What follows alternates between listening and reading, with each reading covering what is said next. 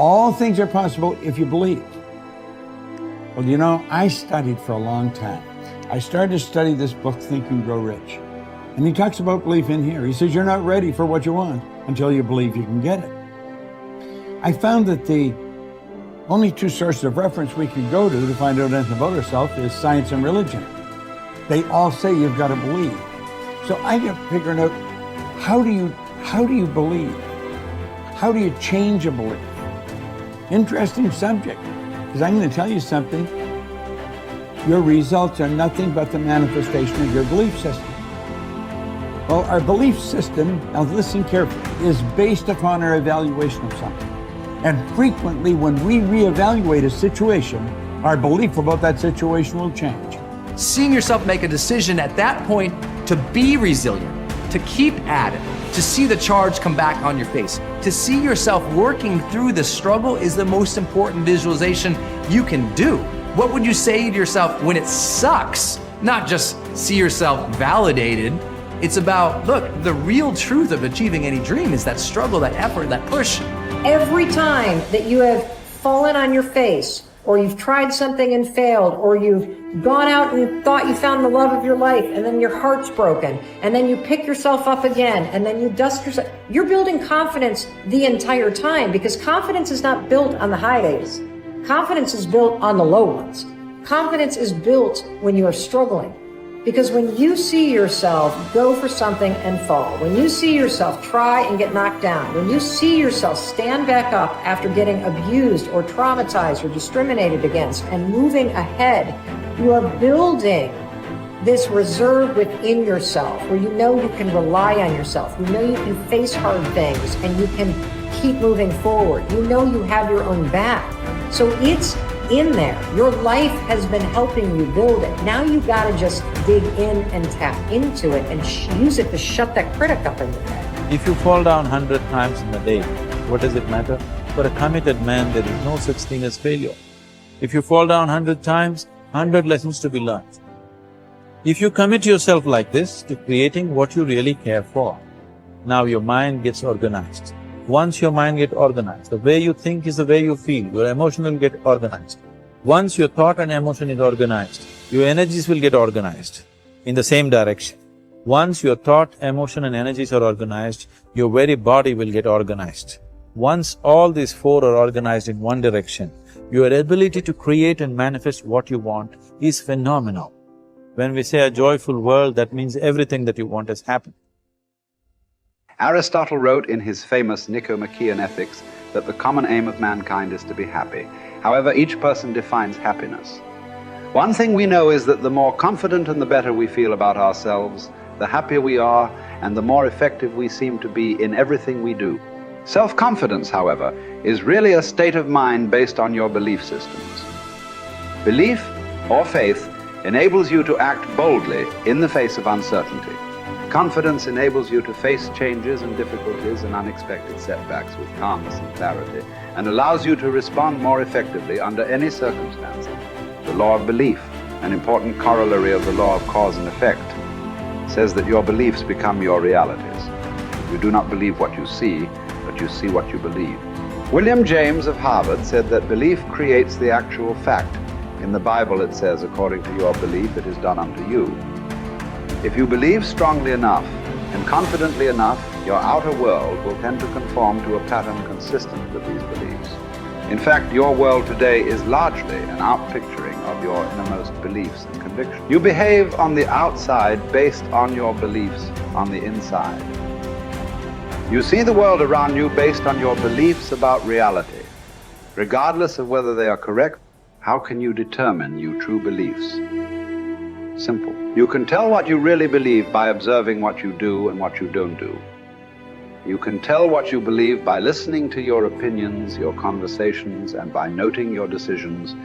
When you truly believe yourself to be an exceptional human being, possessed of remarkable capabilities, you will walk and talk and act that way, and your inner convictions will become your outer reality. As the Bible says, all things are possible to him that believeth.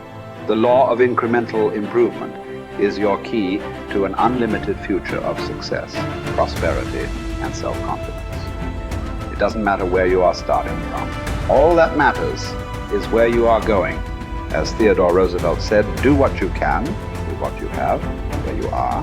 By applying the law of incremental improvement to yourself and your work, you can begin moving upward toward joining the great ones in your field. If you are doing what you love to do, and you are doing it with all your heart, by engaging in continuous personal and professional improvement, you can begin to move forward at such a rapid rate that it will astonish you. There is one small problem that you need to deal with before you become one of the best in your field. Most of us grow up with feelings of inferiority and inadequacy. Because of low self-esteem and selling ourselves short, many of us never even think about becoming excellent at our work. It never even occurs to us that we have the ability to learn anything we need to learn, to be able to do an outstanding job at anything we put our minds to. The fact is that, generally speaking, you have the capability to excel at anything that is really important to you. If anyone else has achieved a high level of competence in your field, then so can you. All you have to do is to do the same things over and over until sooner or later you get the same results that they have. I stopped wasting time. That helped a lot. I stopped drinking. I stopped going to bars. I really didn't spend a lot of time with my friends when I had young kids in particular. I had friends and I saw them, with some degree of regularity, but where I cut corners was more with social life outside my family. So I spent a lot of time with my wife, and I spent a lot of time with my kids, and I spent a lot of time on my career. And so you have to make choices. And I think those were reasonable choices. I'm not displeased with them. Don't abandon your friendships, but you can certainly look at where you're wasting time and just stop doing things that you know to be a waste of time. So, and I did. And so I had enough room for my marriage, and I had enough room for my kids, and I had enough room for my career, and sort of a multi-dimensional career. And it was always a challenge to me too, to see how efficient I could get. I concentrated on my marriage and making time for it. I concentrated on spending time with my kids consciously, and I concentrated on developing my career. Those were the three elements of my life. And I had some time left over for creative pursuits and for friends, but most of it was a matter of getting rid of time wastes of any sort, and I just pushed that out of my life, day after day until I wasn't wasting any time, or virtually no time. And, I've asked my undergraduates frequently how much time they waste per day, and general estimates are like 6 to 8 hours of time they regard themselves as wasting. Like, that's a whole career right there, right? So if you just stop wasting time, you can do a tremendous amount, especially if you also try to maximize efficiency. And I always found that incredibly motivating. A motivating game. How much can I do in the least amount of time possible? That's fun to try to do that, as far as I'm concerned. I know, that's maybe undoubtedly a temperamental thing, but if you're wired that way, that's a great meta strategy. Become efficient. Results is the name of the game. What other game is there? And I'm telling you, if you'll start with that, it's called the process of life change, and it doesn't matter how small the process is to start. One discipline starts it, and then one discipline feeds another, and the first thing you know, you've got this whole cycle in an upward positive motion. And it's called life change. It's called income change. It's called health change. Relationship with your family change. Equities unprecedented that you can have in numbers that will stagger the imagination if you do not curse what's available and start amending what's possible to get the results that you want. I don't think I can put it in any better. He said, it's not what happens that determines the major part of your future. It's not what happens. What happens to us all. He said the key is what you do about it.